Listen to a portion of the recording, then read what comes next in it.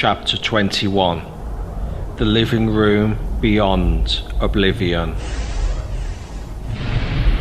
When the world hangs fire the endless turning, I still love you.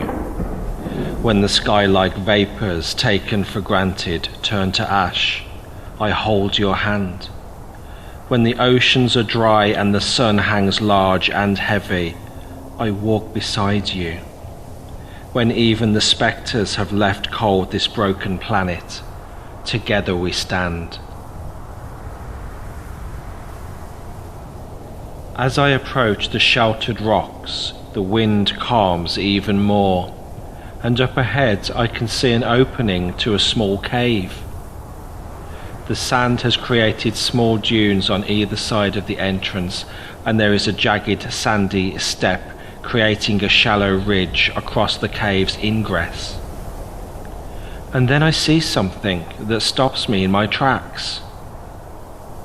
I'm sure that on some hidden level I'd resigned myself to a fate of abandonment, the calm space that the rocky shelter promises, offering the kind of place that one might transcend mortality once and for all. But what's this?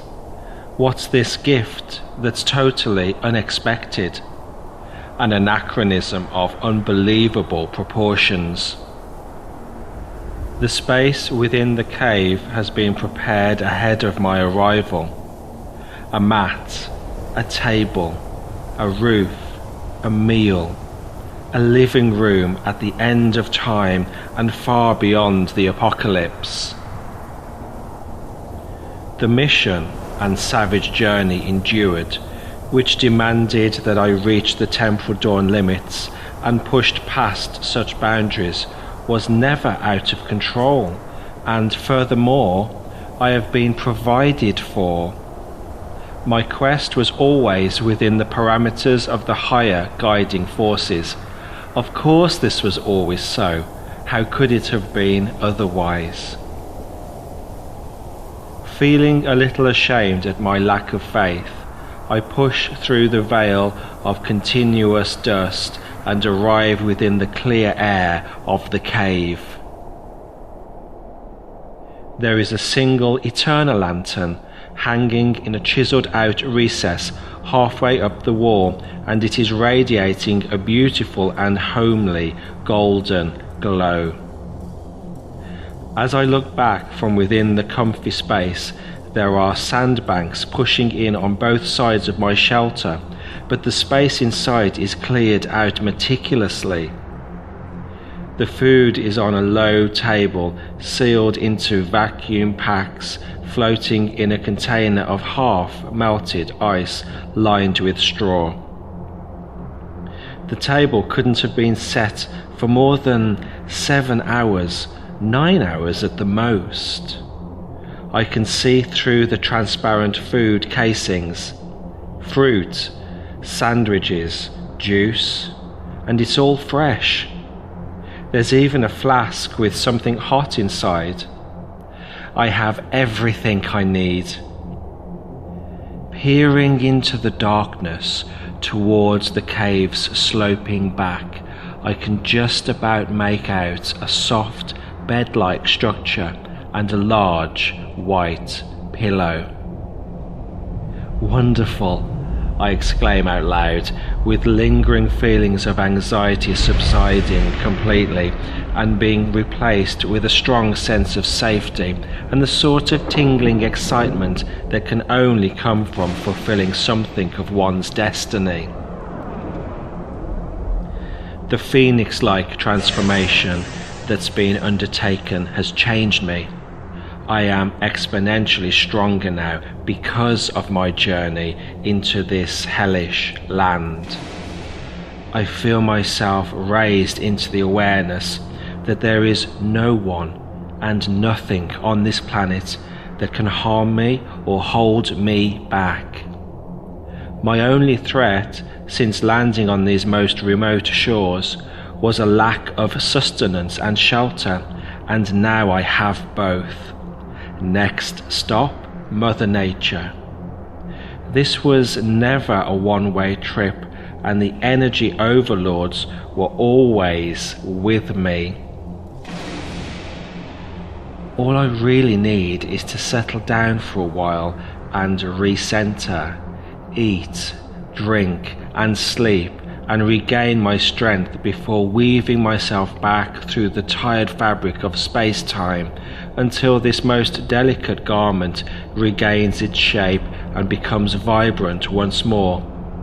I have confidence now that I will find my way somehow. The plan and the path will deliver me into the arms of safety. The wind blows past the entrance of the cave and howls in low tones and overlapping symphonies like a band that refuses to stop playing, even here, right at the end of days, long after humanity has left the global theatre and scattered to the stars and transmigrated through higher dimensions. One soul on the entire planet, the only person in the whole world. That's what I am, listening to the final tunes in the coda of the symphony of earthly quanta. Considering all things granted on the golden path in relation to all sensation and experience, this has got to be the strangest and the most haunting. Looking at my internal log, I noticed that I've lost the best part of 43 days. My base time has been skewed, or maybe it's my temporal perception that's out. How long was I travelling for anyway? How long was I on the highway divine alchemica? How long has passed? How long was I passing through heart-folded and concertinaed space? Moving and yet not moving. The discrepancy could simply be generated by my inability to trace time in such exotic states as those newly experienced. I unscrew the flask, and the hot, steaming liquid fills my senses and lifts my spirits, and, for a moment, I see myself. And I find it impossible to do anything but laugh. Even at the outside edge of planetary history, when the sun is motionless in the sky like being trapped within a faulty pocket watch and caught between the cogs, I can still find the time. Oh yes, I can. I can still find the time for a nice cup of tea.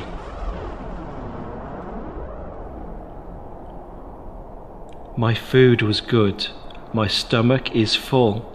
I've decided to sit for a while a few meters within the cave's entrance, looking out towards the bellowing sun, just off center vision. Even the golden ratio cannot fix this picture. Now that my confidence has built in relation to my return to safer places, I know that I must meditate for a while and contemplate my incredible journey.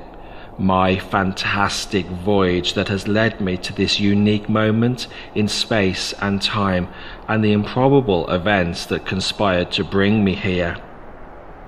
I cannot force the flow of future and past. It has to come naturally like a wave from the ethereal ocean. I'm feeling insane amounts of peace and trust in the flow of the universe.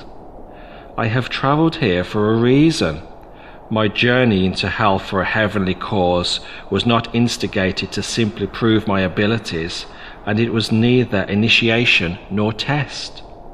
I stand at the precipice of time and space as a homo lumen, a light being in the making. My mortal side must act as an anchor and automatically know the polar opposites of earthly creation. From the lush green worldly garden, my Eden, which is quite impossible to imagine now, to this global damnation before me that has no face. Only then will transcendence occur. the furthermost shores of creation must be bridged in mind, body, and spirit, if permanent glorification is to manifest.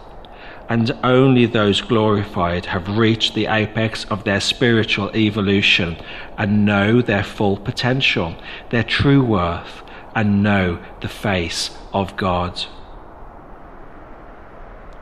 So I sit here. There is no rush. I have all the time in the world. Actually, that's the one thing that I do have, all the time in the world. And as I sit at peaceful center, I can feel the size and the length of the biological energetic bridge that's been created by my whispered peregrination through the palace of winds. My essence is truly pressed over the whole of divine creation, like too little jam spread over too much toast, and because of this, in my heart, I know eternity. If you dilute yourself through many selfless acts, will there come a time when there is nothing of yourself left?